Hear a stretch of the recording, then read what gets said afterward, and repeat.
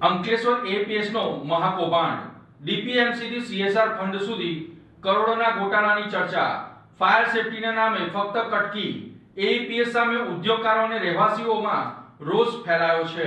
નમસ્કાર દર્શક મિત્રો, હું યોગેશ પટેલ લાઈવ ભરૂચમાં તમારું સ્વાગત કરું છું. આપણે એપીએસ અંગે જે ડીપીએમસી નો જે કૌભાંડનો અહેવાલ હતો તે નિહાળ્યો અને ડીપીએમસી ના કૌભાંડની અંદર કોણ કોણ સામેલ છે એ અંગે પણ નિહાળ્યું. આજે એપીએસ ના વધુ એક કૌભાંડ અંગે તમારી સામે ખુલાસો કરવા જઈ રહ્યા છે, કારણ કે એપીએસ એક સંસ્થા નથી, પરંતુ આ કૌભાંડો નું મહાગઠબંધન ચલાવતી સંસ્થા છે. નિહાળો મહાકૌભાંડનો વિશેષ અહેવાલ.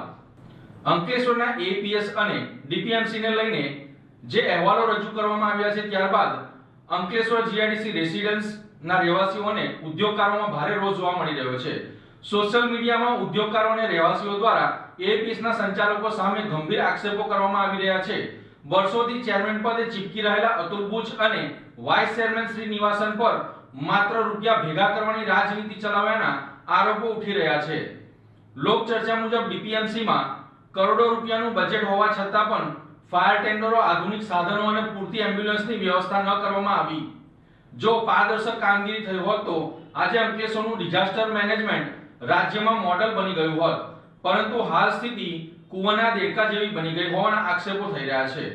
માત્ર ડીપીએમસી જ નહીં, પરંતુ એપીએસ દ્વારા સીએસઆર ફંડમાં પણ મોટા ગોટાળા કર્યા હોવાની ચર્ચાએ જોર પકડ્યું છે.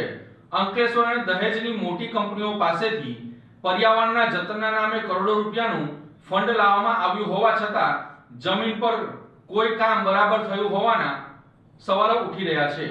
સ્થાનિકોમાં ચર્ચા છે કે પર્યાવરણ બચાવવાના નામે આવેલા ફંડનો મોટો હિસ્સો કથિત રીતે ગબન કરી જવામાં આવ્યો છે. હદ તો ત્યારે થઈ જ્યારે એપીએસ હેઠળ ચલાવવામાં આવતા ડિઝાસ્ટર મેનેજમેન્ટ અને સેફટીના કોર્સ અંગે પણ લોકોમાં સવાલો ઉઠવા લાગ્યા છે. લોક ચર્ચા મુજબ વિદ્યાર્થીઓએ સેફટી કરતા સિસ્ટમમાં ગોટાળો કેવી રીતે કરવું તે એપીએસ સંસ્થામાં શીખવાડવામાં આવી રહ્યું હોવાના કટાક્ષો થઈ રહ્યા છે.